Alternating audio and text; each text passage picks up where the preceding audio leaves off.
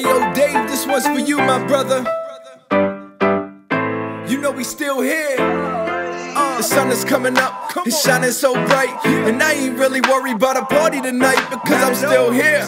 Man, I'm still standing, and my life is beyond anything I imagine. We lift them up, we pick them up and let them shine with us. Heard it here before, now you know that I'ma die with it. I'ma die a winner, it's been that kind of winner. $1 million money mission, how many gon' ride with it? Some doubted me, now they wanna be proud of me. They say I do such good work, I tell them burn a calorie, cause I remember the people that was there at the season. Record players skipping, but everybody believed in what I was doing. They knew that I had the movement, they knew I carry a message in every line of the music. They knew the work that I put in to get where I was at. The fact that the work ain't have a damn thing to do with rap. When you gonna check the record, get it straight. Mother wanna teach a son a lesson and said to me, can you take his number, give him a call when you got time. Get him off the corner, cause I didn't raise a stop sign. Sun is coming up, it's shining so bright, and I ain't really worried about a party tonight because I'm still here. Man, I'm still standing, and my life is beyond anything I imagine. We lift them up, we pick them up and let them shine with us. Heard it here before, now you know that I'ma die with it. I'ma die a winner, it's been that kind of winner. $1 million money mission, how many gon' ride with it? They said I'd never do it, I tell them look at me now. 6 years still here, I see you looking around. Where'd he come from? Boy, you really popped out. Man, I've been here, are you ready to talk now? Listen up, you gotta get with the message to get with us. Finished up? Nah, this here is just the beginning, cause 3 albums and a couple hundred shows. Know that I'm an addict, I need a couple hundred more. Never stop, never settle, pedal to the metal. I hear you talking, I must be the pot in a kettle. Mind of a devil, I'm on another level. I'm just here to reach a lost soul, give them fundamentals. Sun is coming up, it's shining so bright, and I ain't really worried about a party tonight because I'm still here. Man, I'm still standing, and my life is beyond anything I imagine. We lift them up, we pick them up and let them shine with us. Heard it here before, now you know that I'ma die with it. I'ma die a winner, it's been that kind of winner. $1 million money mission, how many gon' ride with it? Yo, D-Rock, what up, B? Remember my first show down at the 5 Seasons in Baltimore? Hell yeah. I was scared to death, and then we gave the promoter the CD. He threw it in, it wasn't even working. And I was up there freaking out, and then Sight grabs the mic and just started spitting a cappella, man, and the whole crowd went crazy. And though, to look at us now, man, performing in front of thousands of people, right? Performing all across the country, being able to keep the message of recovery in our music everywhere we go and make a difference in our community, man. I know, right? Who would have thought? Who would have thought? We are live in 3, 2, 1. Welcome, everybody, to the A.live podcast, episode 8 with DJ D-Rock. So I just want to preface by saying a couple things here. B-Rain was supposed to be on the podcast today, but he had an unfortunate, unforeseen family emergency, death in the family. So our prayers go out to B-Rain for that and his family. We send our condolences. But on the bright side, we have an impromptu guest today, and I'm very pleased to have him on here.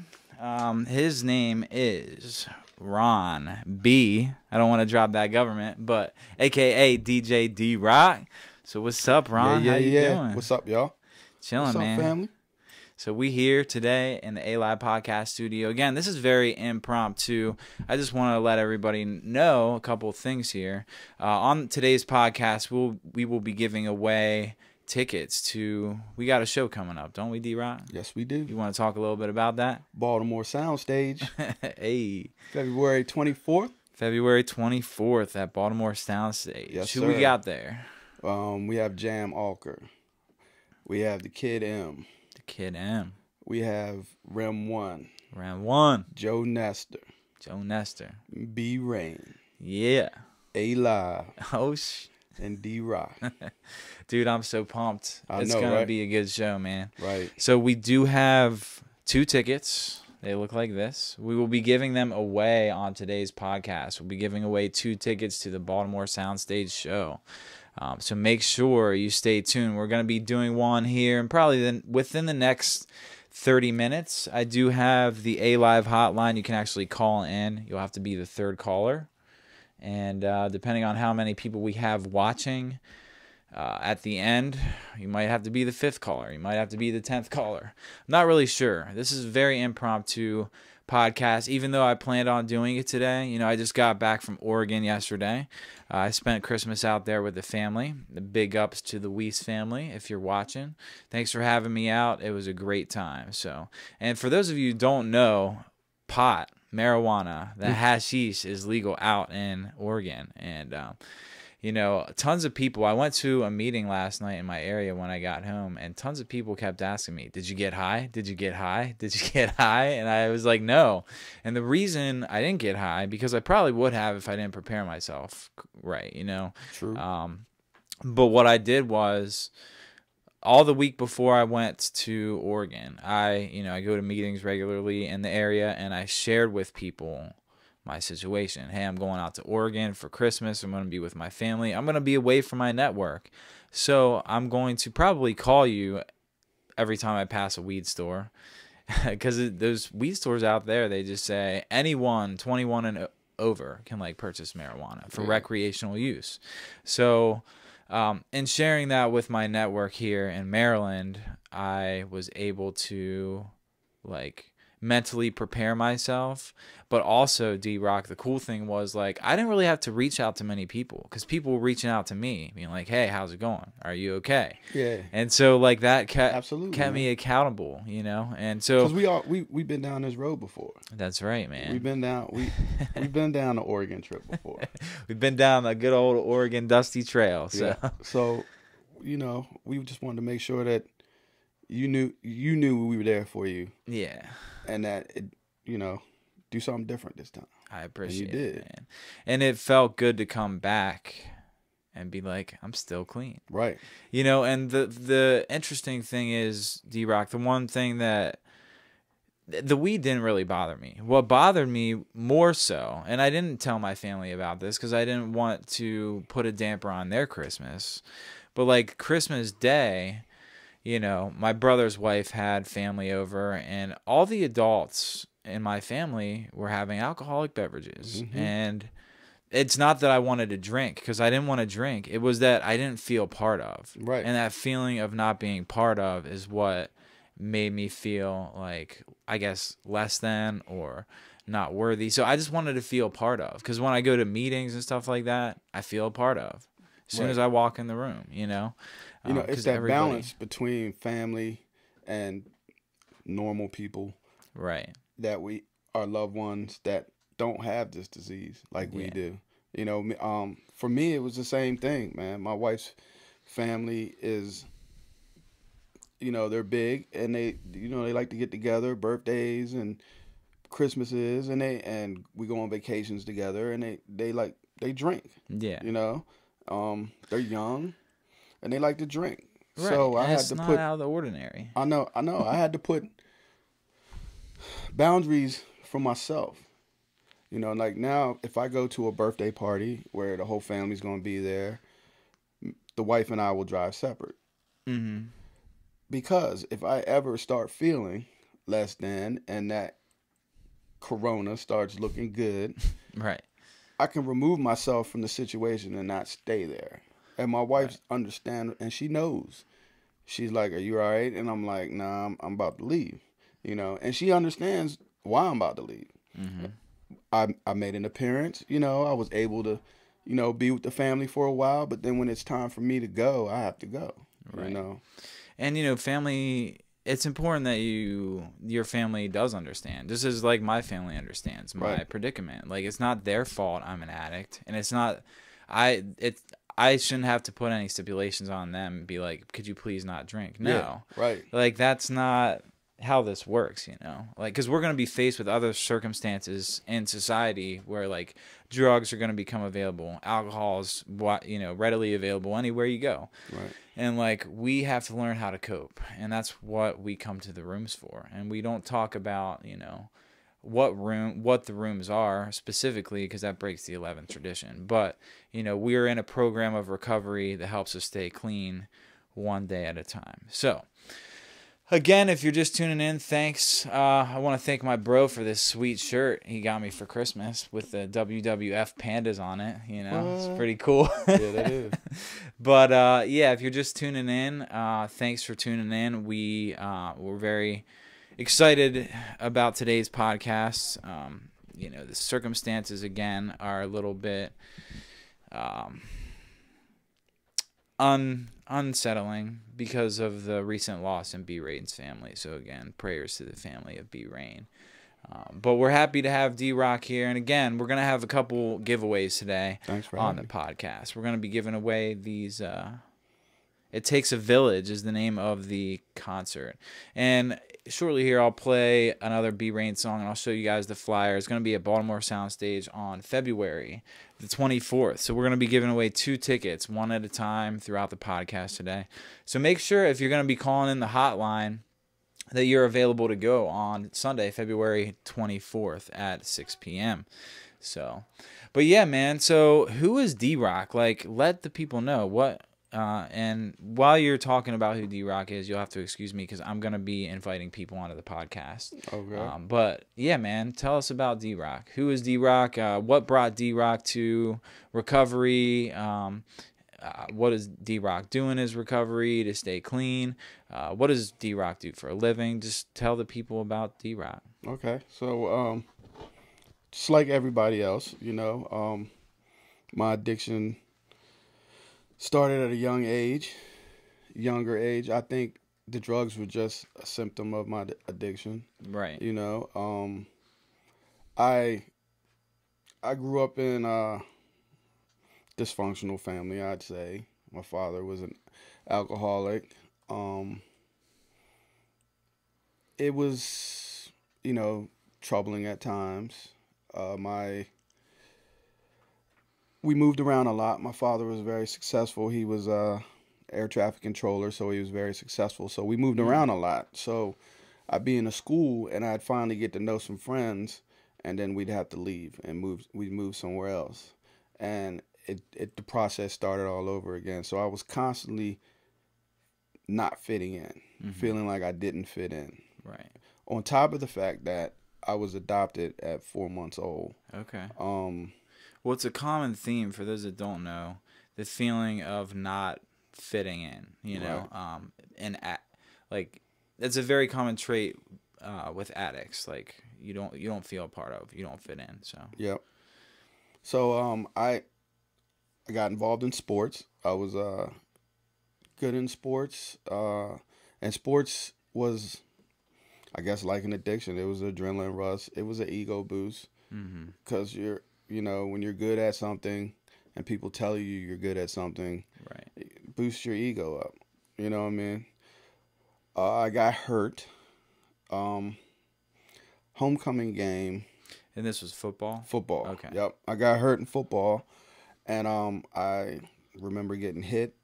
I was a wide receiver. I remember getting hit, and I remember looking at the bottom of my foot while I was laying on my back, and I was like, "This is not supposed to be here. Something's not right." Yeah. So what was going on with your foot?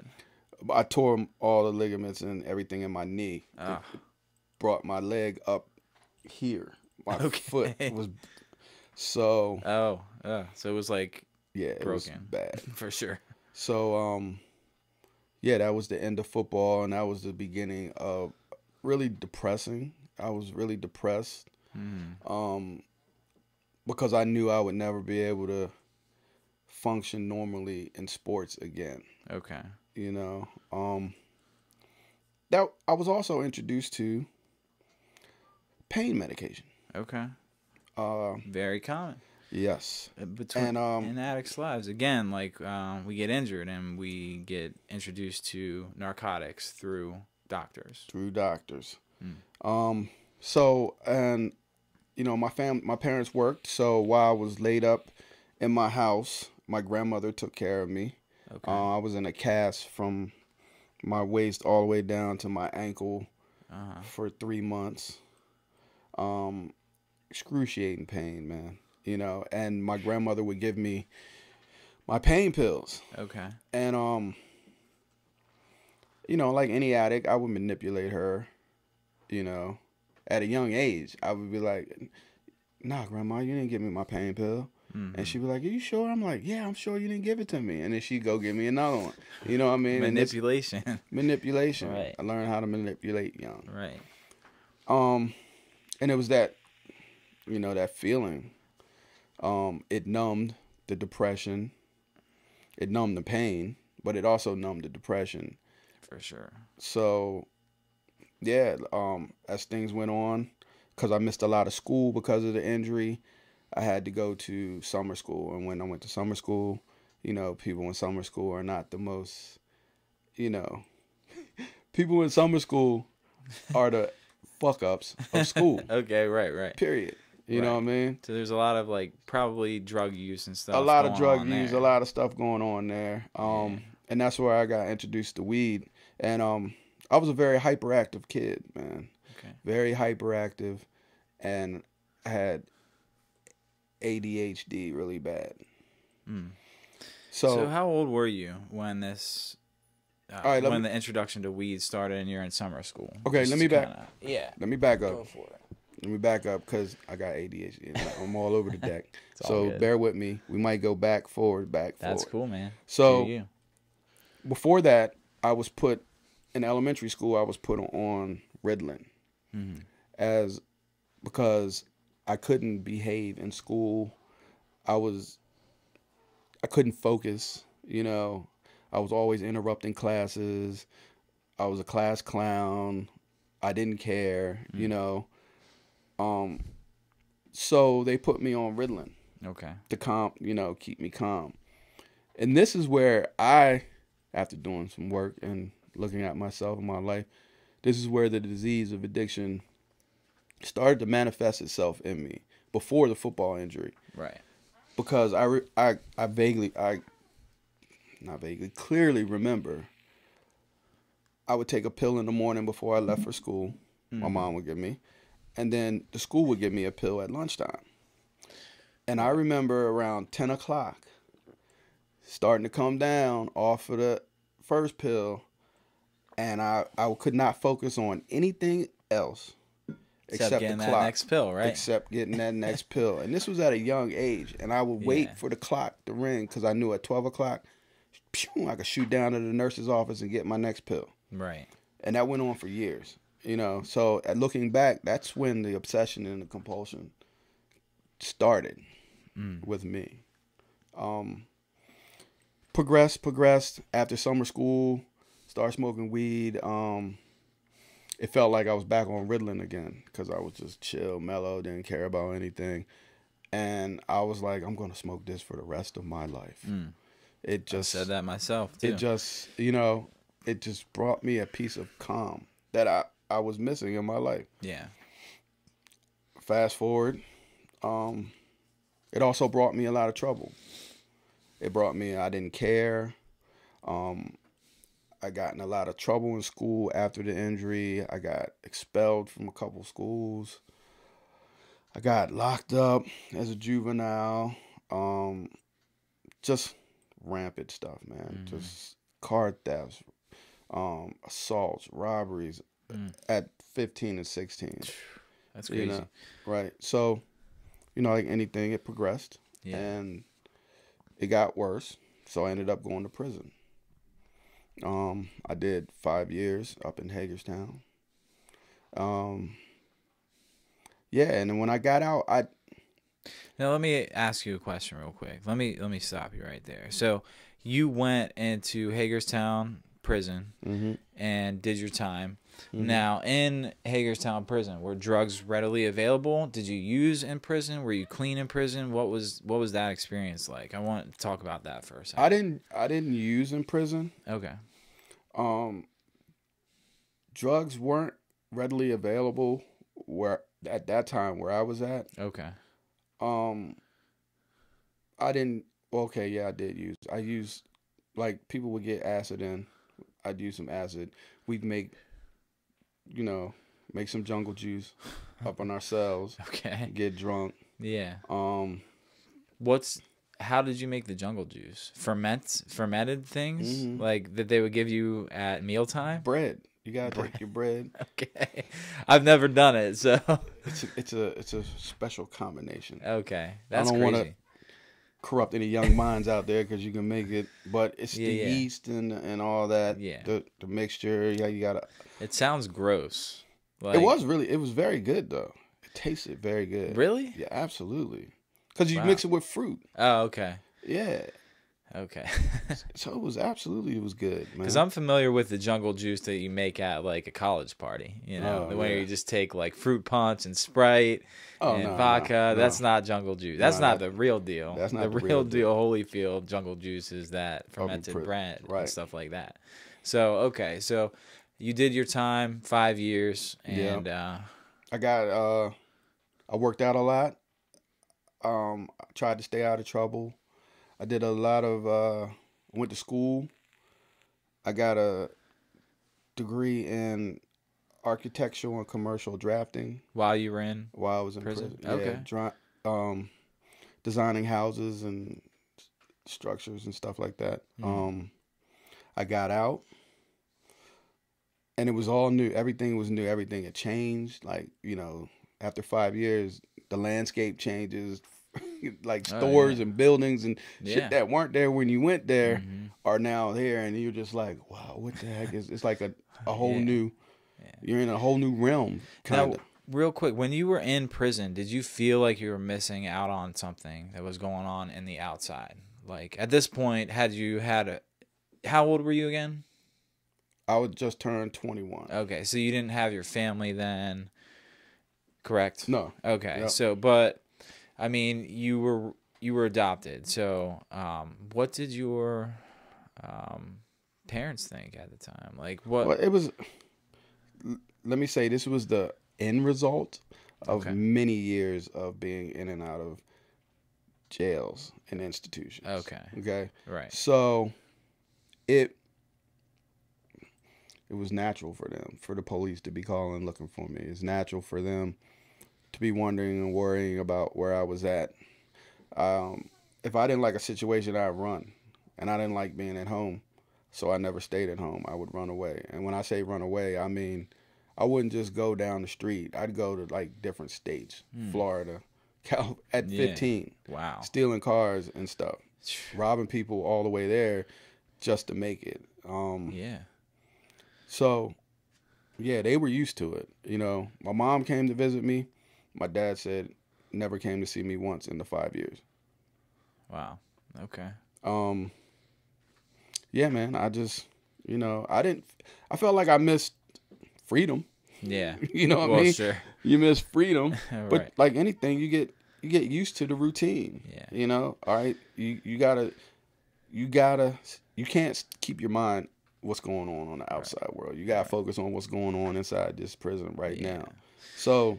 I guess the reason I'm asking is because my disease never took me to prisons. It took me to like, man, I was in probably 6 or 7 rehabs over my period of trying to get clean and, you know, relapse and all that stuff. So, but I had never been to jail, prison, any type of, I haven't been locked up, you know.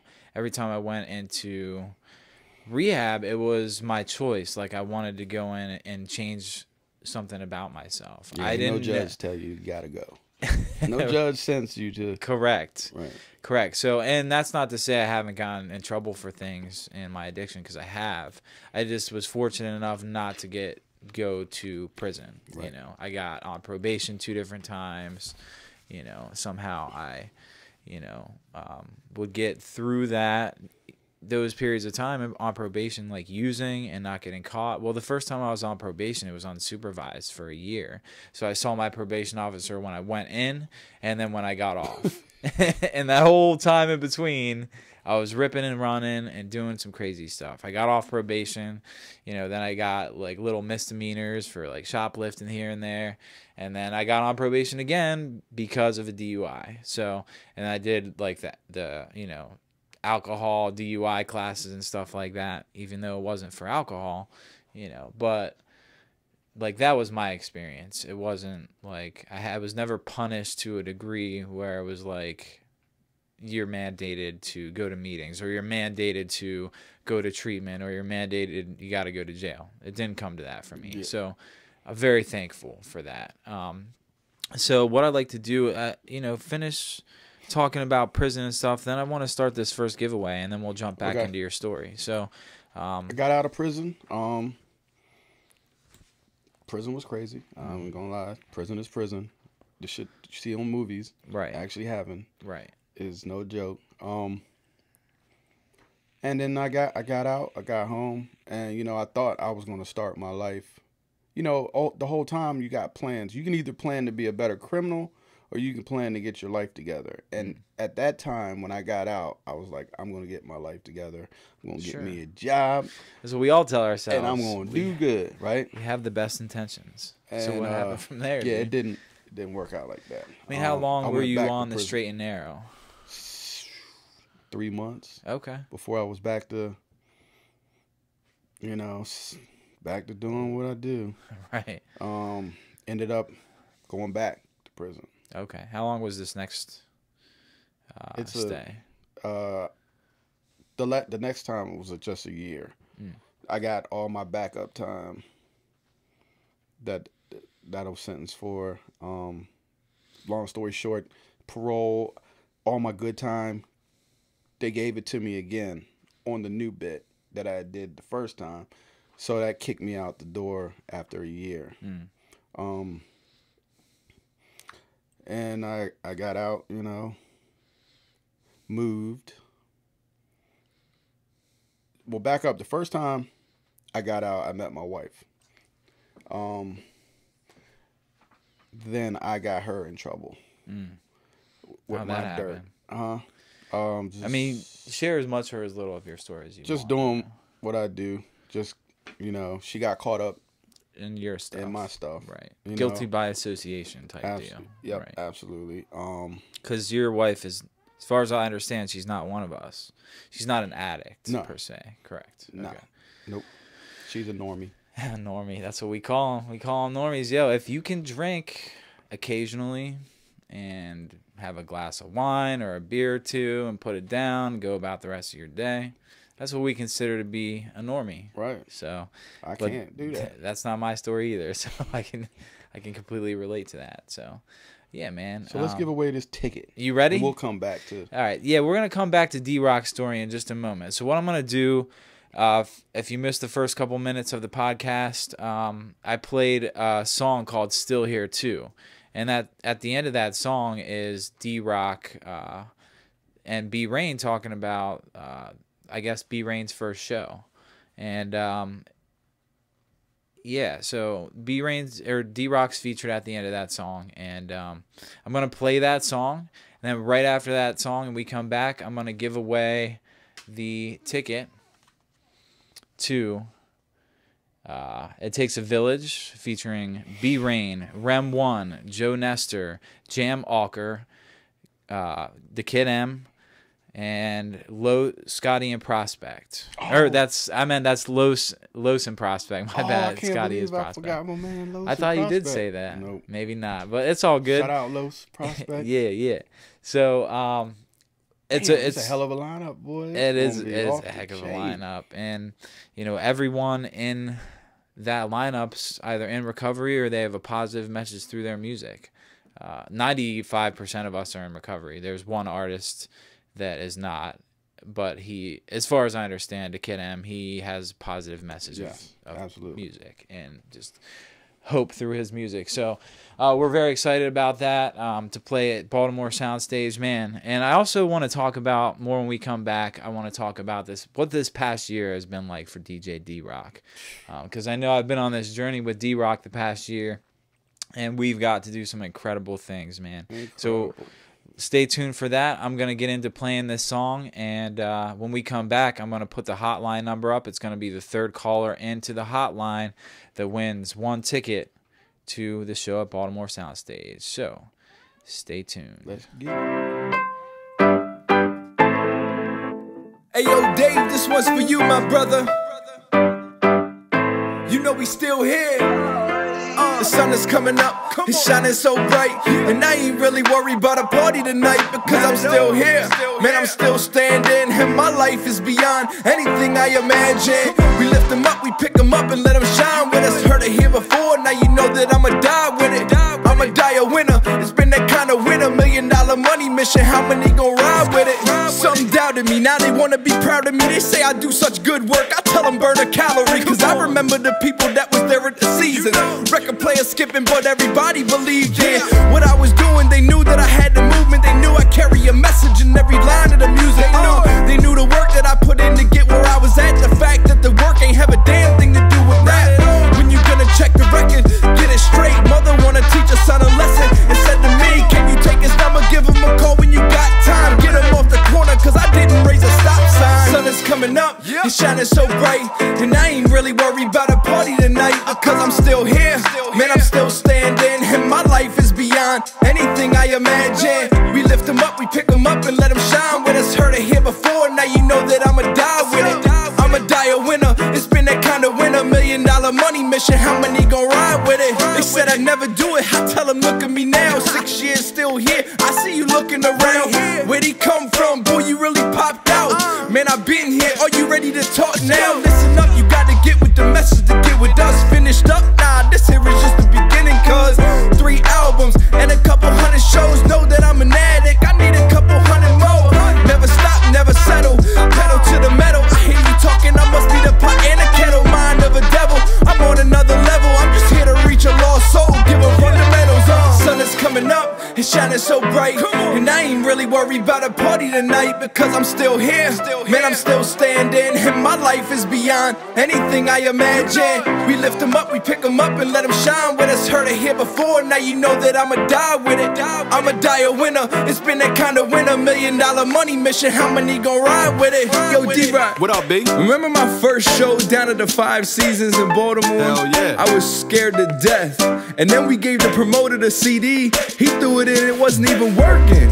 And I was up there freaking out, and then Syke grabs the mic and just starts spitting a cappella, man, and the whole crowd went crazy. No doubt. And though, to look at us now, man, performing in front of thousands of people, Right. performing all across the country, being able to keep the message of recovery in our music everywhere we go and make a difference in our community, man. I know, right? Who would have thought?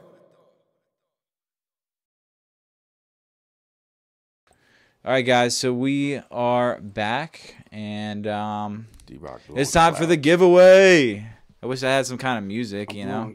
So what I'm going to do is I'm going to put the number to the hotline up here in just a second, and the third caller, and keep in mind, you're going to be live on the phone on the podcast. People will hear you when you call in. The third caller is going to win 1 free ticket to It Takes a Village at Baltimore Soundstage on February the 24th, 2019 at 6 p.m. That is a Sunday. So if you can make it and you can be there, hit the hotline right now. And the phones are open. The A.live hotline, 717-577-4319. Caller number 3. Start hitting the hotline. So we'll wait for him. So in the meantime, we'll talk about the show. You excited? I'm excited, dude. I'm excited. It's gonna be super dope. It is. You know, to do this show, man, because we've done a lot of stuff over the past year. From talk about it real quick. Oh, someone's hitting the hotline. Your caller number 1. Caller number 1. Who's calling? Josh? Hey, what's up, Josh? What's Sorry, up, Josh? you know, you're caller number 1, but I want to spend a moment on the phone with you. Oh, you got another caller. Josh, I actually have to switch over. Make sure you comment on the podcast. Call back later. We're giving away Call another back one. later. Yeah, we'll give another one. Thank you for calling the A.live hotline. Who am I speaking with? Hello? The A.live hotline. Who is calling? Andrea, from where? Where's Andrea calling from? Reisterstown, in the building. That's what's up. So you're caller number 2, and caller number 3 is coming in. Thanks for tuning in, Andrea. We appreciate you. Bye. Caller number 3. Who am I speaking with? Josh. Josh from where? Same Josh. Josh from Connecticut. Same Josh. They called first time. Oh, really? Yeah. Josh called back. Josh called back. Josh doesn't waste any time. So, Josh from Connecticut, are you going to be able to come down to Baltimore on February 24th? That's what's up, dude. So, Josh, here's what I need you to do, all right? So have you ever been on my Facebook page, A.live Panda? I am. Actually, I met all of you guys at the recovery festival this summer. D-Rain actually gave me a VIP ticket. Oh, Josh, what's up, man? Oh, Outside in the park. Yeah, yeah, boy, that's what's up. All right, so D-Rain. you were at the Macklemore show. Yeah. That's where it was. Yep. Dude, that's awesome. Dude, I'm pumped. I got goosebumps right now, That's Josh. crazy. Yeah. So, Josh, here's what I want you to do. Go on my A.live Panda page and shoot me a private message with your address, and I'll send you out the ticket. I appreciate that, man. Like, this is a dream come true. I follow all of you guys all the time. Like, you've been such an inspiration to my recovery. I talk to D-Rain just about every single day. Really? It's a journey, man. Dude, that is awesome. That's awesome. I'm getting a little emotional over here. And you know it The best part about this, today is my 6-month mark, man. my man, Josh 6 had months. 6 months clean. Give it up for Josh. Yeah. Yeah, bro. Dude, that's super exciting, man. Well, congratulations on 6 months. Congratulations on winning this ticket, man. And like, we're gonna be super pumped to see you Sunday, February 24th, 2019. Can I just say something about? Wait, man. Hey, can I just say something about Josh? So we were outside the venue where they had all the other venues going on. Okay. And B was like, I got this ticket, this VIP ticket. I'm going to give it to somebody. And we're like, all right, that's cool. Let's, So we just walked up to Josh. Yeah. And he's like, do you want this ticket? And Josh was like, are you for real? He was like, Is it all for real? Is are it you really playing what it with me? seems? Nah, man, we're not playing with you. Dude. Here's the ticket.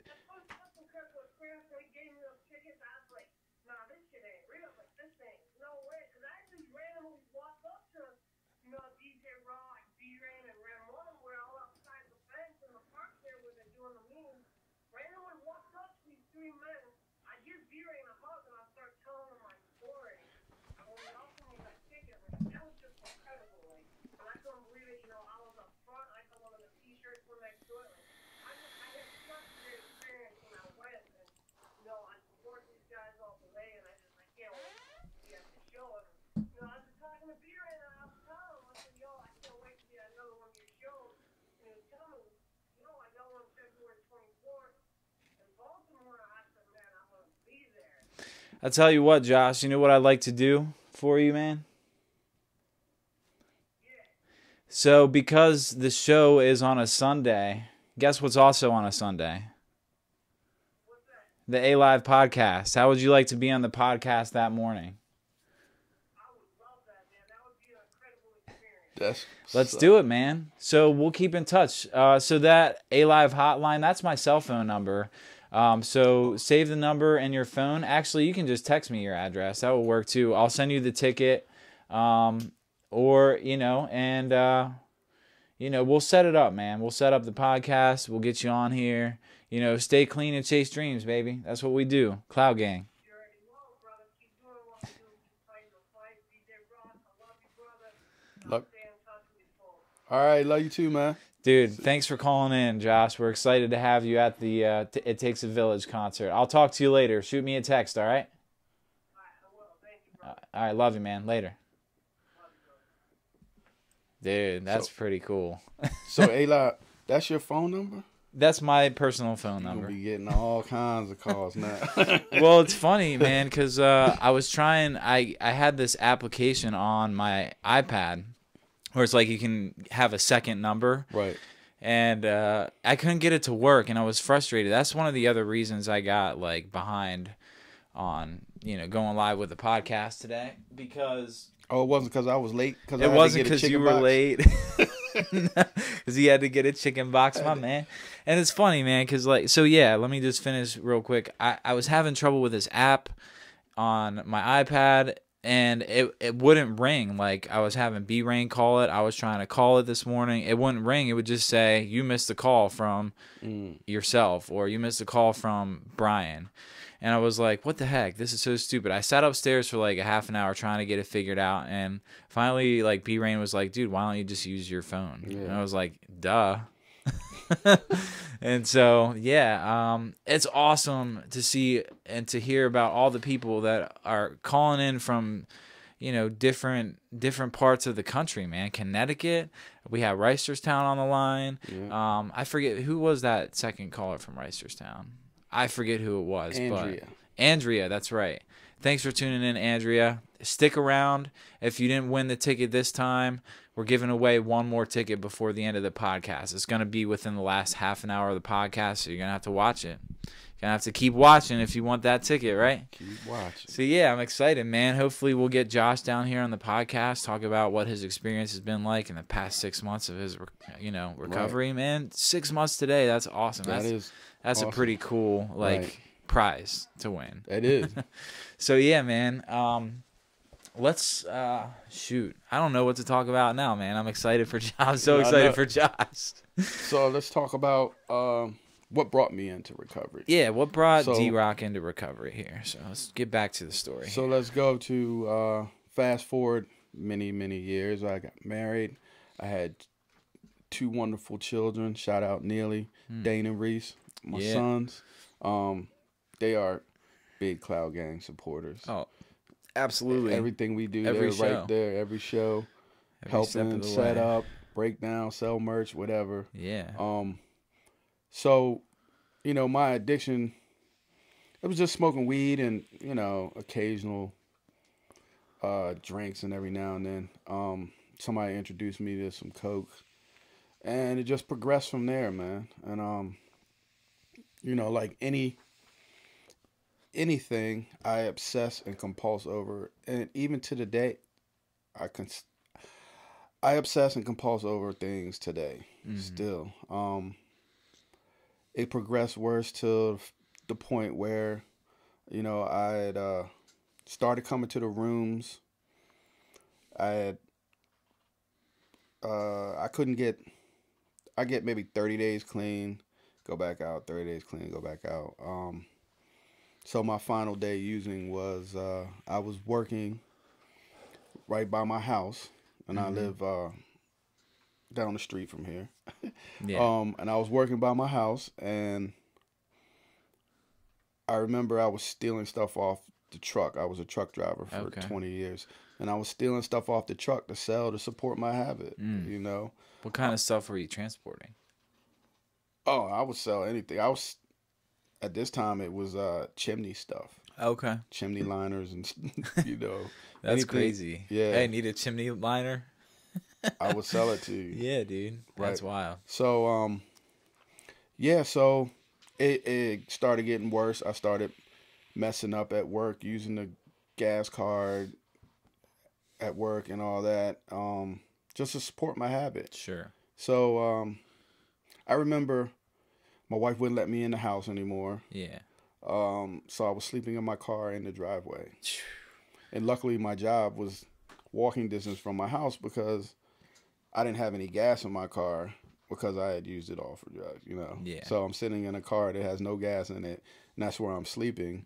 And I remember crying and just asking my higher power, who I choose to call God, just to, I don't care how you end this, just end it. You know what I mean? If I'm to die here right now smoking crack, then just do it. Dude, crack is a devil, man. I Just hate it. Just do it. If I am to die right now, yeah, I was okay with it because I was tired of the person I had become, man. I was ashamed. Well, at that point, you had already died like a spiritual death. Oh, absolutely. And it would have been easier to just die a physical and spiritual death. death. My family was better off without me because I wasn't doing anything but causing them great harm. You know, just stuff, stealing my sons their Christmas money that they get in the mailbox. I know it's coming, I'd steal it. You know what I mean? Just stuff that was so low that it ate at me. So you'd have to use more. Yeah. Just to get over the fact that you stole your kid's Christmas. You know what I mean? So I remember crying. I remember waking up, going to work the next day, and they told me that I was fired. And I remember walking back from my old job. Yeah, right. Now it's my old job. Right. I remember walking back to my house, and I was thinking, you know, I asked my higher power to stop this because now I don't have no way to get high. I can't go nowhere. That's right. I live in the woods. It's a blessing in disguise. It's a blessing in disguise. Like. Right. Yeah. So I'm like, be careful what you wish for. I was like, oh shoot, I understand now. Yeah. I was like, that's when I started to get a conscious contact of the things that my higher power was doing in my life that I wasn't aware of at the time, you know. And I was like, this is a sign, you know. I asked him to stop it, and it stopped because I can't go nowhere unless I want to walk 20 miles. And I can't get any more money. So I was like, I'm going to rehab, going to treatment.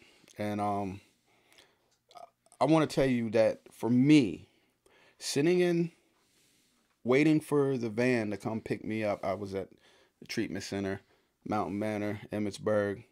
In Westminster, they got a little, the IOP is there. And I was sitting in there waiting for the Emmitsburg van to pick me up and take me to Emmitsburg. And I have never felt a sense of relief come over me. Like all this weight and everything and all this prep was just lifted off my shoulders. And well, you took the first step, really. You know, you admitted you were powerless. Right. And you did something. You took action to change. And, like, that's what we do, man, in the process. We're action takers, you know. We can't talk about it. We got to be about it and walk the walk, you know. So that's awesome. So I know that sense of freedom. Yeah. That, and I had been in the rehabs before, a couple of them. And I did something different this time, you know.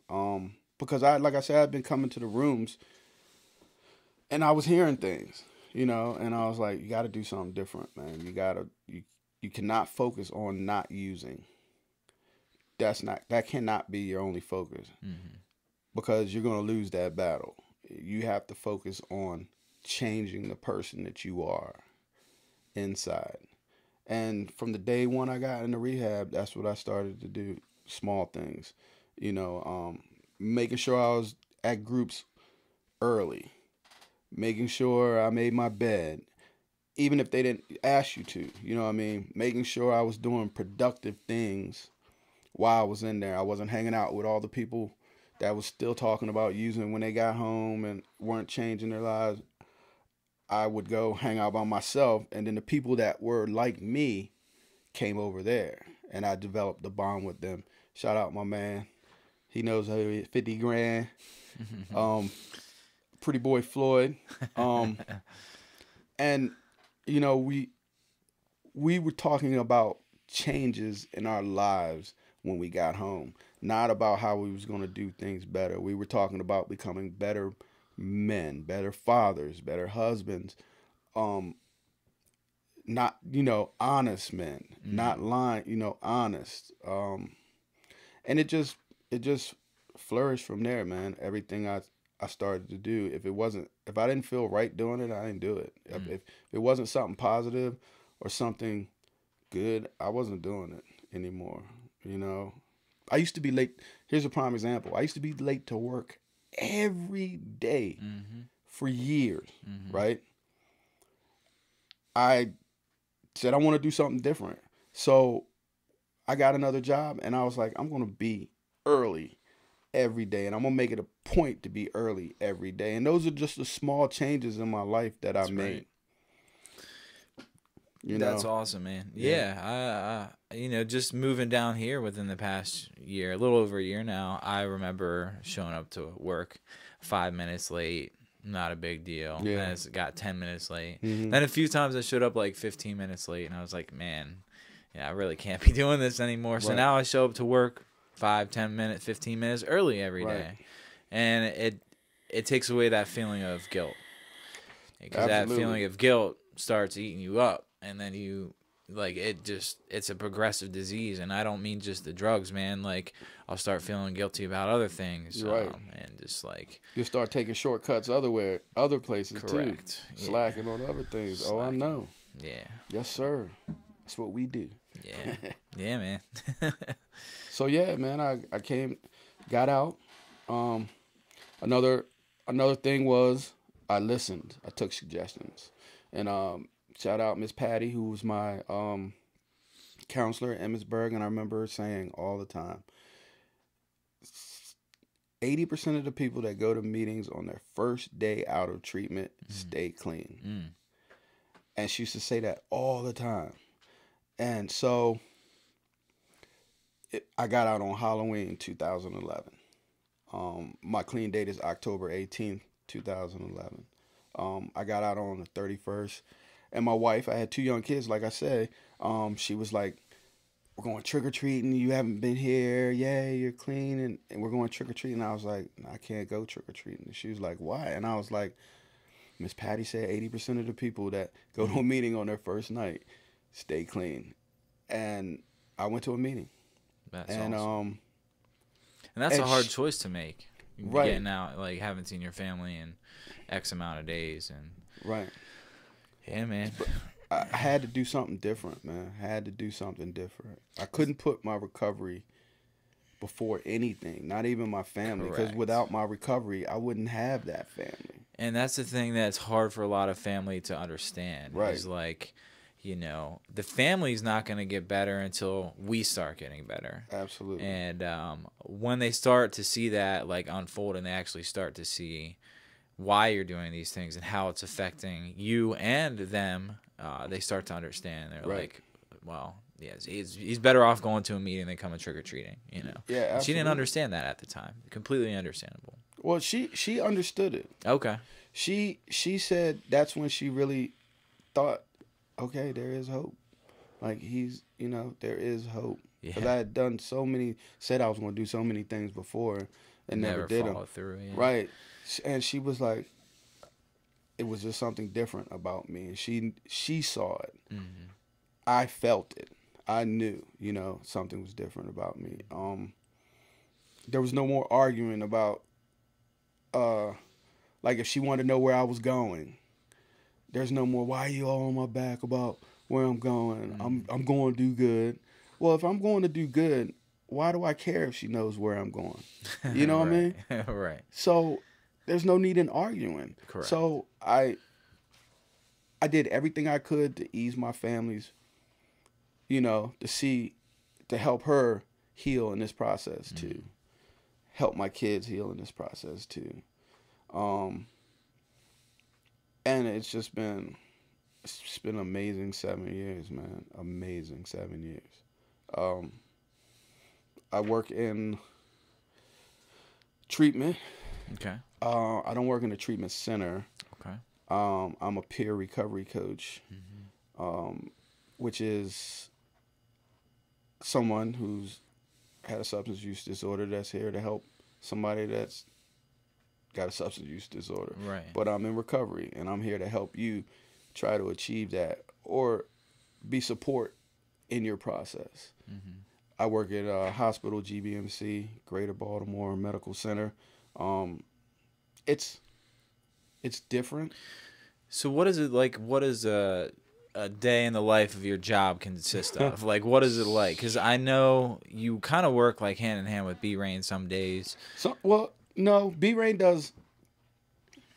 So I work in the emergency room. Okay. Okay, and the emergency room brought in peers, us recovering addicts, to help with the revolving door of people coming into the ER. Mm-hmm. Right? People come in, they want pain meds. People come in for all kinds of stuff, and we know they're just there to get help, and they want. Right. So we're there to help them. If they pop, you ask a series of questions, and if they answer yes to some questions, it'd be alcohol. They have a score, how many times they drink a week, how many drinks they have, and it flags them for us to go see them. We work hand in hand with the nurses, doctors, the psychiatrists, all that. We work hand in hand with, and we go see a person, and it's their readiness, man. It's about their readiness. Are they willing and ready to do what it takes to stay clean? And a lot of people aren't. And it's sad because when they leave, you know exactly what's going to happen. They're going out to use. Yeah. And they're going to go, and maybe die. Hopefully not. Hopefully they come back. If they're lucky, they'll come back. If they're lucky, they'll come back. And we have had people come back and that are now clean, that were willing. But it's that connection that we made on that first time. They're like, hey, that guy Ron at GBMC, he gave me his card. I'm going to call up there and ask him what I should do. Mm-hmm. Or I'm going to go by the hospital and see if he can help me. And that's what I do. Where I get the help for them at is through B-Rain and other treatment centers in the area. Not just B-Rain, other treatment centers in the area. If they got a bed, you know, because beds are hard to come by, man. Yeah. And you know, like I know, like when an addict makes that decision that they want treatment, it don't last very long. Right. There's a small window. Small window. Yeah, because if you don't get in the day you want to get in, like, right, you start fiending again, and you go back out, and like that could be your last. That could be your last time using. You could die that night. So when an addict is ready to go into treatment, like it's important to get them in there as soon as possible. So I call B, and I'm like, look, this is the situation, buddy. And he's like, if I can't get him in there, he knows a lot of resources and a lot of people where I can get him to. Call this place. They got a bed. Call this place. You know, they got a bed. And then I'll just facilitate the transfer, the faxing over of the paperwork, setting up an appointment, and sometimes setting up transportation for them to leave the hospital and go straight there. Because, you know, we don't want to lose that disconnect. Correct. You know, at all. We want to take them straight to the We want to take them straight to treatment. And it's been very successful at our hospital. I love my job. I love the people I work with. I work in the emergency room, and the emergency room is crazy. I'm sure. It is crazy. It's crazy because there's a lot of suffering and pain. And, you know, everybody comes to the emergency room ain't coming there happy because they're happy. No. There's a lot of suffering, a lot of pain. And you deal with nurses that have to deal with this all day long, 12-hour shifts of people suffering, complaining, and, you know, I need some ice water, I need some this, because people go to the emergency room and think they at the Hilton. They want what they want when they want it. Right. You know what I mean? Yeah. Like room service. Right. And I love the nurses. I can't even imagine what it's like to do their job, you know, to deal with different people and personalities. But they get it done, man. And I love working at GBMC, man. And Cloudgang. Let's talk about that now, man. Yeah, dude. So it's been a crazy past year. I mean, so really,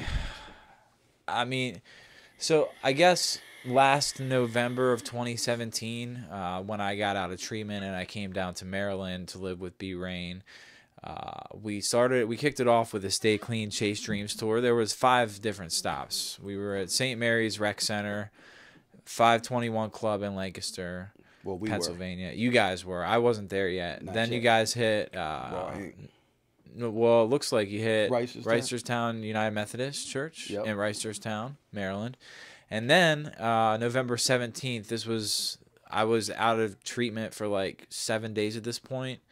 I had just gone 30 days clean, and we hit RAW Inc. Studio in Gaithersburg, Maryland. Yeah.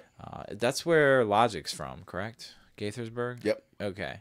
So if you don't know who Logic is, he is a dope-ass rapper. He's from G-Burg. He's from Gaithersburg, Maryland. We hit the RAW Inc. Studio there, and the very next day we hit Amy's Place in Brooklyn Park, Maryland. And that was the final stop on the tour.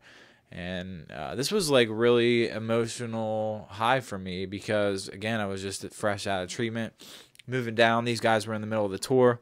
You know, I've been part of Cloudgang for about 4.5, maybe 5 years at this point. I recorded 2 albums for B-Rain, including the self-titled Cloudgang and Journey to 754. And so after that tour, well, that was your first tour with Cloudgang, was it not? First tour? Yeah. Yeah. First, that was their show. first tour for all of us, really. Right, yeah. It was our first tour. Yeah, at that point you had done a couple shows Yeah. as a DJ. Me and B. Yeah. Yeah. And then once that tour ended, I think we kind of gave the winter time a break because the holidays and stuff. Just still working on 555. Right, and that's when we started working on 555, The Journey Continues, which is B-Rain's newest album. Check that out on iTunes, Spotify, Apple Music. All major music streaming platforms. That's correct. Yep, you can find it anywhere you look for it. Just Google search it, whatever. 555, The Journey Continues, B-Rain, We Are Cloudgang. You can check that out. But that's a really good album. It talks about, that album is based, Journey to 754 is about Brian's experience in the 12 steps. 555 is what we do after we get through the steps and how we continue our process of recovery. That was his premises behind 555. And then, so we released that. We had a bunch of stuff this past summer. Let's talk about that. What did we do this in 2018, man? What didn't we do? What didn't we do? Correct. So we started it off with a show in Montpelier, Ohio. No More Heroin Foundation for the Stephen Robert Bates Memorial. An overdose, correct. Overdose Memorial. Great show, man. It was Great Jam show. Alker was there. Yeah. Rem B, Alexis Corey. Among a lot of other people, artists. Yeah, Brandon Novak was not there, but we had Tim Ryan was there. Tim Ryan was there. Who else was there? Kalichi. Kalichi was there. If you don't know him, drug addicts, right? Is that the name of the? Kalichi actually is a recovering artist from Ohio. No, where's he from? Pittsburgh. Pittsburgh, that's right. Pittsburgh, Pennsylvania. He had made a song, I think it's called Drug Addiction. Yep. And it went viral on YouTube. He's got millions of views, and he came out to that show. 11 million. That's crazy, dude. Yep.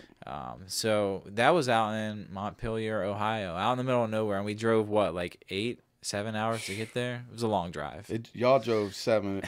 Me and my wife drove like 9. That's right. I remember I was in the car with Rem, and we came to a split in the road, and D-Rock and his wife were going one way, and me and Rem were going the other, and we didn't meet up for another couple hours, and I was like, man, which way did they take?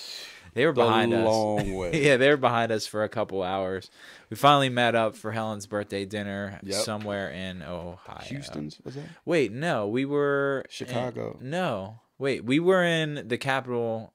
We were in Cleveland or one of them. Cleveland, not Columbus. We were in Cleveland, I think. Right. Yeah, we met up for Helen's birthday dinner. And Helen is B-Rain's wife. And then, yeah, after that show, we had Addiction Recovery Awareness, right? Yep, Music Festival. Music Fest. And where was that at? Westminster, Maryland. Yeah. At the Ag Center. Westminster, Maryland, shouts out. So that's where we're actually streaming this podcast live from today. So it was right here in our backyard, and we actually had someone from Iceland fly over just to see Joe Nester perform. Right. Yep. And that was crazy, man. Right. We had Brandon Novak there. Who do we all have there? We had Brandon Novak, Joe Nester, Tim Ryan, Rem One, Heavy Fred, Bob Sema, Kalichi, Jam, Alker, Corey Shorb. 2 regular guys not from Baltimore. Correct. They was cool. I like that. Yeah. And it's getting so small, and I'm half blind. I can't really We read had the rest. Ex-Opioids, Jared Briggs from Harrisburg, Pennsylvania. Shouts out to Gunsmoke. And we had Brittany Sabach. She was our speaker. Or no, we didn't have Brittany. Brittany had to cancel, but we had Sam's wife, Brandy. Brandy came out, and she shared her message of recovery. And, of course, B-Rain. B-Rain, yeah. Can't forget about B-Rain. B-Rain. B-Rain was there, too. You know, that was like the... That was the fun. the show was off the chain. That was the fun. Yeah. We shot a video right after. Yeah, we shot City Never Sleeps right after correct. performing. Correct. And if you didn't see City Never Sleeps by REM ONE, the music video that we're talking about, it's actually on the A.live YouTube page, so make sure you drop by and check that out. REM ONE actually just released another music video for The Remedy of Funk, which is a Rage Against the Machine cover. Paper. And Paper, yeah. And you can catch D-Rock and Paper, and you're in The Remedy of Funk as well. No, I wasn't in that one either. My son had a football game. I had to. Okay. All right. We can't do it all, you know. Can't do it all, man. We got to do the family, but we still grinding. That's right. You know, we're still putting in the work. I mean, after that was, well, me and Rem went to Indiana and did a show. Correct. The sound guy was horrible, I heard. Yeah. But that's okay. Like, it's not always about the show. It's about the experience and the message that we provide for still sick and suffering addicts, or maybe they're not suffering anymore, but they're still sick. You know, it's just it's about the message of recovery. Yeah. So we're losing some listeners, which is okay. That means that whoever's still watching, you're bettering your chances for the next ticket. We're just rambling. We are kind of rambling, but that's all right. What do we do after? What do we do after the music fest? Rhode Island, baby. Was that Rhode Island? No. Wait, you guys went out to Colorado, Texas, Dallas. Man, we hit so many states this year. Yeah. It's hard to. We went to Denver, Colorado. I wasn't there for that. Advocates for Recovery. Yeah. Shout out Tanya, Tim. Yeah. All y'all out there. Yeah, I hope you talk about weed. You talk about a city with weed. Oh. Denver, Colorado, bruh, is like no other place. I bet. Was there anybody like chiefing on the reef at the show? Oh, no, not at the show, because it was a recovery. I know, but you never know, man. Yeah. You never know.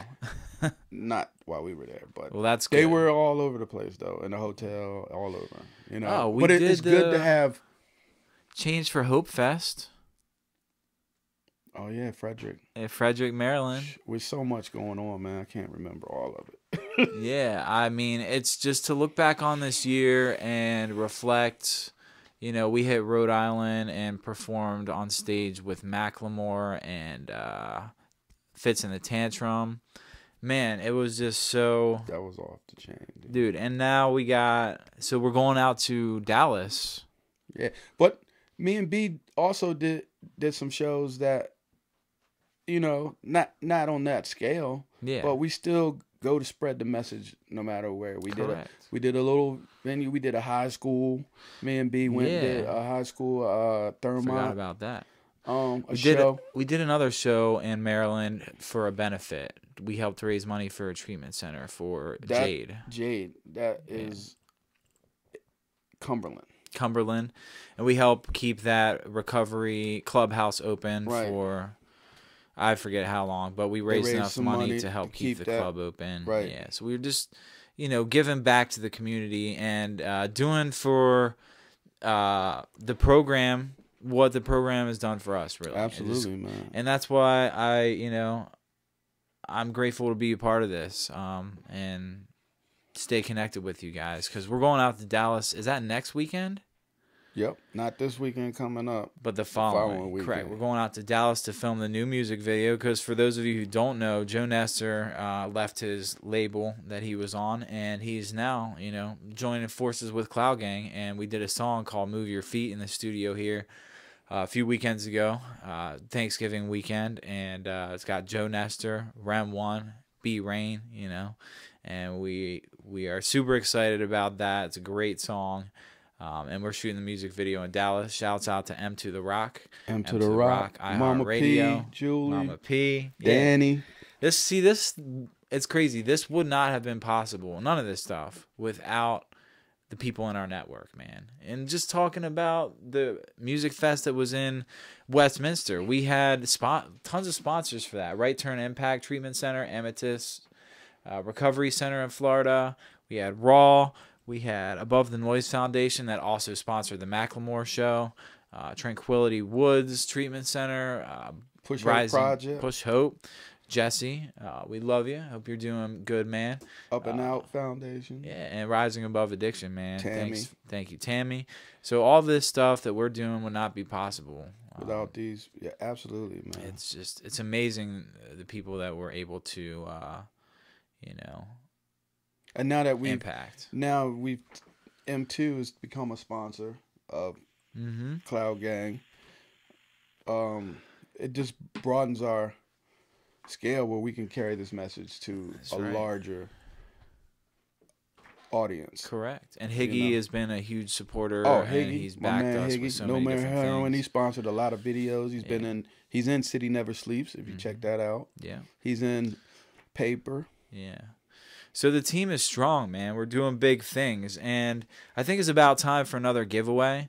Again, what I'm going to do is I'm going to play the song Still Here, too, with B Rain and DJ D-Rock. And when we come back, we're going to give away another ticket to It Takes a Village at Baltimore Soundstage, Sunday, February 24th, 2019 at 6 p.m. So make sure that you're going to be able to be in town on that day and come to the show. But I also want to tell the listeners how they can get tickets if they don't win here today. So you can go on to Ticketmaster.com. If you see me, D-Rock, B-Rain, REM ONE, Matt, if you see any of us around at meetings around town, stop us on the street, be like, yo, I need one of them tickets. We got you. They're $12 a piece. Check out Ticketmaster.com. Type in It Takes a Village. Cloudgang presents It Takes a Village. You will find it on there. $12. So yeah, man, we're excited about that. So I'm gonna play this. Man, we want to show that recovery is possible, man, and we want to fill this venue and show that you don't have to go to a bar or a club where everybody's drinking. You can come out to Soundstage to one of the shows and still have an amazing time without being under the influence of anything. That's right. So, let's give them a little bit of an intro into this song Still Here too. I want you to talk about it because you and B Rain are having, a conversation at the end of the song. Okay. And he's talking to you about a certain show. Okay. Yeah. So tell us about that. So, I mean, before I became B's DJ, you were his DJ. Correct. But you weren't there at the seasons. No, I think this was before I even started recording B Rain. Because this was how long ago? Years. Yeah, probably like 6 years, maybe a little more, maybe a little less. But it was before I started recording. Right. It was probably about 6 because it was right when I first, the first year or so I was clean. Right. So I didn't even know B Rain. Yeah. So I was point. I saw B in a meeting. Right, and he shared, I think it was his anniversary, and I was like, he said he was from PG County, I'm from DC too, so I was like, oh, that's my man from PG, Yeah. So then afterwards, I talked to him, we hugged, and then he told me he raps, and I was like,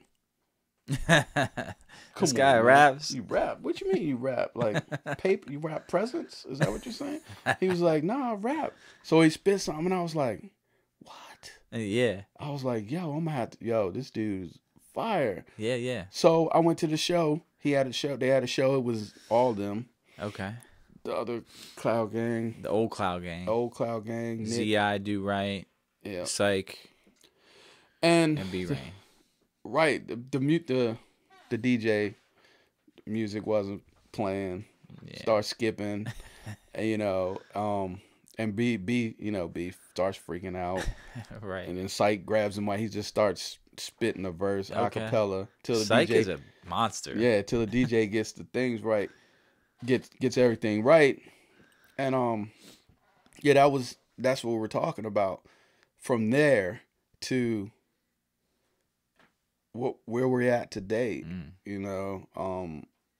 it's just the process and the progress. Yeah, and it all starts with staying clean. It all starts. Boom. I just got chills because that's something I wanted to talk about. Look, we didn't do this. This did not happen overnight. This happened with a group of support that we found in the rooms. Yeah, and it became our network, and we all stay clean with the help of one another. Yeah. And we can all chase our dreams and find success.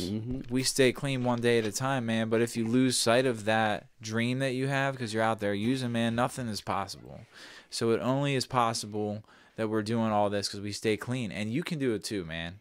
That's the message in this podcast today, man. If you stay clean, you can chase your dreams, man. Absolutely. So I'm going to go ahead and I'm going to play this song one more time. And then when I come back, we're going to do caller number 5 this time. We still here. We still here, man. So when I come back, we're going to do caller number 5. So here we go, right after this song. And the flyer is going to be presented on the screen for It Takes a Village. So check that out. Here it goes. Hey, yo, Dave, this one's for you, my brother. You know we still here. The sun is coming up, it's shining so bright. And I ain't really worried about a party tonight because I'm still here. Man, I'm still standing, and my life is beyond anything I imagine. We lift them up, we pick them up and let them shine with us. Heard it here before, now you know that I'ma die with it. I'ma die a winner, it's been that kind of winner. $1 million money mission, how many gon' ride with it? Some doubted me, now they wanna be proud of me. They say I do such good work, I tell them burn a calorie. Cause I remember the people that was there at the season. Record players skipping, but everybody believed in what I was doing. They knew that I had the movement, they knew I carry a message in every line of the music. They knew the work that I put in to get where I was at. The fact that the work ain't have a damn thing to do with rap. When you gonna check the record, get it straight. Mother wanna teach her son a lesson and said to me, can you take his number, give him a call when you got time. Get him off the corner, cause I didn't raise a stop sign. Sun is coming up, it's shining so bright. And I ain't really worried about a party tonight because I'm still here. Man, I'm still standing, and my life is beyond anything I imagine. We lift them up, we pick them up and let them shine with us. Heard it here before, now you know that I'ma die with it. I'ma die a winner, it's been that kind of winner. $1 million money mission, how many gon' ride with it? They said I'd never do it, I tell them look at me now. 6 years still here, I see you looking around. Where'd he come from? Boy, you really popped out. Man, I've been here, are you ready to talk now? Listen up, you gotta get with the message to get with us. Finished up? Nah, this here is just the beginning. Cause 3 albums and a couple hundred shows. Know that I'm an addict, I need a couple hundred more. Never stop, never settle, pedal to the metal. I hear you talking, I must be the pot and the kettle. Mind of a devil, I'm on another level. I'm just here to reach a lost soul, give them fundamentals. Sun is coming up, it's shining so bright. And I ain't really worried about a party tonight because I'm still here. Man, I'm still standing, and my life is beyond anything I imagine. We lift them up, we pick them up and let them shine with us. Heard it here before, now you know that I'ma die with it. I'ma die a winner, it's been that kind of winner. $1 million money mission, how many gon' ride with it? Yo, D-Rock, What up, B? remember my first show down at the 5 Seasons in Baltimore? Hell yeah. I was scared to death. And then we gave the promoter the CD. He threw it in, it wasn't even working. And I was up there freaking out, and then Syke grabs the mic and just starts spitting a cappella, man, and the whole crowd went crazy. No doubt. And though, to look at us now, man, performing in front of thousands of people, Right. performing all across the country, being able to keep the message of recovery in our music everywhere we go and make a difference in our community, man. I know, right? Who would have thought? And we are live again. So We still here. we still here, you know. We got a ticket here for the third. We're gonna do the third caller again. This is to It Takes a Village and at Baltimore Soundstage on February 24th, which is a Sunday, 2019 at 6 p.m. We're gonna do the third caller as soon as I pop up here with the A.live hotline number. So let the calls begin. All right, if you are the third caller, we'll give you a ticket to It Takes a Village. Let the hotline begin. And we wait. And we wait. So, I just want to say, like, I'm not ignoring comments. You're right. I just can't focus on doing 2 things at once. That's all right. So I just want to tell everybody we will get to the comments Yeah. and reply after the podcast. But thanks everyone who tuned in Yeah. to watch little old me. For sure. So we're still waiting on the first caller for the free ticket to our soundstage show on February 24th. It looks like we had Chris K. We had Shelly. Your brother. My brother. Brady tuned in. Matt tuned in as usual. Thanks, Matt. How you doing, Matt? Christina. We had Jeff. We got Mike. Okay, so I'm still waiting on the first caller. If you're live watching right now. Nobody wants a ticket. Nobody wants a ticket. Guess we're going to have to give it to a homeless guy. Got They probably do. Hopefully. So we're going to do it like this. How about the first caller to call in wins the ticket? If you don't have a ticket already, call in and we'll give it away to the first caller. But in the meantime, the number, in case you're not seeing it on the screen, is 717-577-4319. Oh, freaking Pat. Are you serious? Come on, man. Oh, we haven't talked about Pat. What's up, Pat? Pat's the newest member of Cloudgang. What'd you say? What's up, hey? How you feel? How you doing, What's man? up, Pat? What'd you say? Dude, you already have tickets. Get off the hotline. Yeah, I'm going to need you to come on the podcast. Who's coming? So, dude, I have another caller coming Pat is the newest member of Cloudgang. All right. Hello, thank you for calling the A.live podcast. Who's calling? Leora. Mom. What's up, Mom? You want a ticket? Are you going to be available Sunday, February 24th at I will be available. Well, it looks like you're the winner of the ticket. Love the podcast. Thanks for tuning in, Mom. You were always my biggest supporter in recovery, and grateful that I was just able to spend time with you and the family. And where are you calling from? I'm calling from Coos Bay, Oregon. Coos Bay, Oregon. They have cell phone service out there? Barely. Barely, I know. So I just got back from Coos Bay, Oregon yesterday, and here my mom is calling. So I love the shirt. Oh yeah, the shirt's awesome. So yeah, I will get this ticket in the mail to you, and it should be there when you get back from Coos Bay, Oregon. Great. Are you gonna bring Dad with you? Of course. Well, then you're gonna have to buy another ticket. I will. Well, you got one for free, so.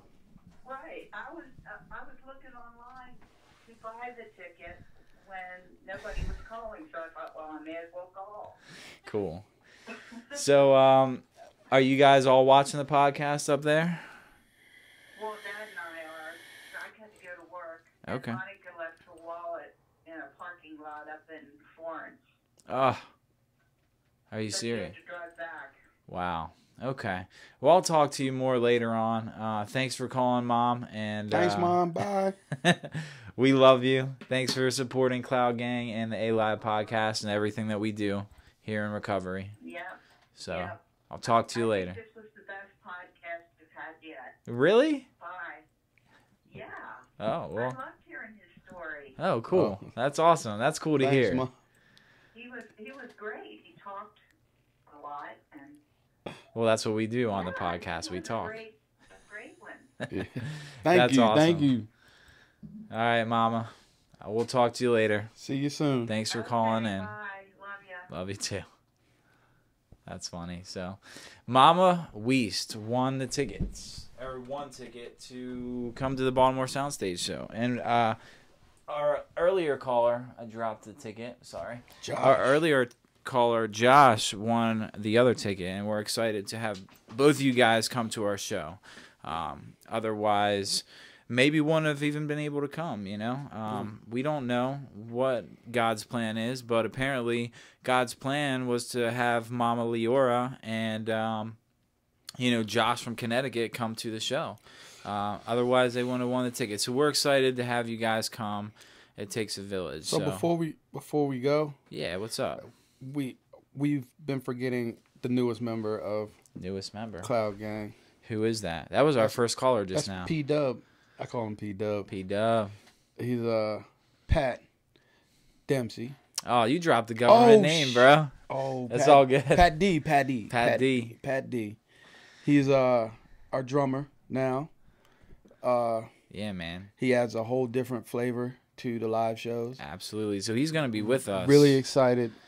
We got a live drummer on Baltimore Soundstage, and yeah, I'm excited to have Pat be a part of this too, man. Absolutely, man. And we just keep growing and we just keep doing our thing, and that's the thing, man. Like, not all of us are always able to be at one place at one time. So like, where one of us may fall short, another one of us will pick up the other slack, and like that's what we do in recovery too, man. Team strong. And we love our listeners here at the A.live podcast. Any last words from DJ D-Rock? Stay clean, man. Chase your dreams. Shout out to the whole team. REM ONE, Joe Nester, A.live, B-Rain, of course. Man, I love you guys. And love everybody too, else man. That I forgot. I still love you guys. P-Dub, Matty Ice, everybody, man, the whole team. Yeah, man. Can't wait to fly out 2 weeks. Dallas, man, shoot this video. It's gonna be great. The whole team. It's like Los, Prospect. It's gonna be 8 Headbanger, Visual, Shorte. Man. It's gonna be like 8, 9 of us flying out there. Yeah, and man. We're shooting part of the video on the plane. That's gonna we'll see how that goes, man. We'll see how that goes. I'm excited for that. We might need some bail money. So Mama Leora, start saving now. Neely Brody. Yeah. Just saying. Look, man, the whole team is strong out here in Western Maryland. Recovery strong, man. Out here, man. I love it. Look, the best thing that I have done for my recovery is move to this area. Yeah. Because there's so many meetings all day. The Baltimore area in general has a lot of meetings. Yes. And it's unfortunate that some areas don't. Cumberland, where we did for Jade. They got like 1 meeting a week. Yeah. And it's a town that's hurting. Correct. For meetings, and they're getting hit just as hard as everybody else with this epidemic. Yeah, man, it doesn't let up. We're grateful. I'm grateful that we're blessed enough to have the recovery we do in this area. Right. And the people in my life today, my family, and everything, my wife, and everything from sticking by me. 25 years we've been together. Yeah, I'm an old man. Just told my age. That's crazy, man. Sometimes I forget how old D-Rock is, but he's an asset to the team. Just like everyone on the team, man. And I couldn't be more grateful for the team we have. So thanks again for tuning in to episode 8 of the A.live podcast. Make sure you check out some of the old episodes. This episode of the podcast has been brought to you by B-Real Productions, Recording and Media, where you can find all your production needs. Go log on, go check out B-Rain page, REM ONE, Joe Nester Nation page, DJ D-Rock page, of course the A.live Panda page. Correct. We are all on Facebook, Instagram. You can find us all on those social media networking sites. We are cloudgang.com. Grab your copy of them albums. Yeah, man. Grab 555, REM ONE, and Cannabula. Yeah. We got some upcoming project coming up right now. We're doing the Electronic Journey, which is EDM remix songs from all B-Rain's music. We got B-Rain's newest album. We've started the recording process. We're going to continue that. His next album, I think, is going to be called Full Circle. And we're gonna be working on REM ONE's new album. Like, we're gonna have a lot of new material coming to you guys soon. And be on the lookout for that new video, Silver Spoon Nonsense. Yeah, Silver Spoon Nonsense. We got a couple other videos coming out after that. We've been working, man. Yeah, man. Working. And we all have full-time jobs. Yeah, 60 Bars by REM ONE's going to be coming out shortly after. Awesome. That's going to be lit. That's going to be fun. Yeah, man. And you guys did another music video that day, did you not? Nope. No, just those two? Okay. So, yeah, we're excited. A lot coming up from We Are Cloudgang. Yes, so, sir. Again, it's been a pleasure. Thank you for tuning in. Peace. And have a good rest of your Sunday. We'll be right back.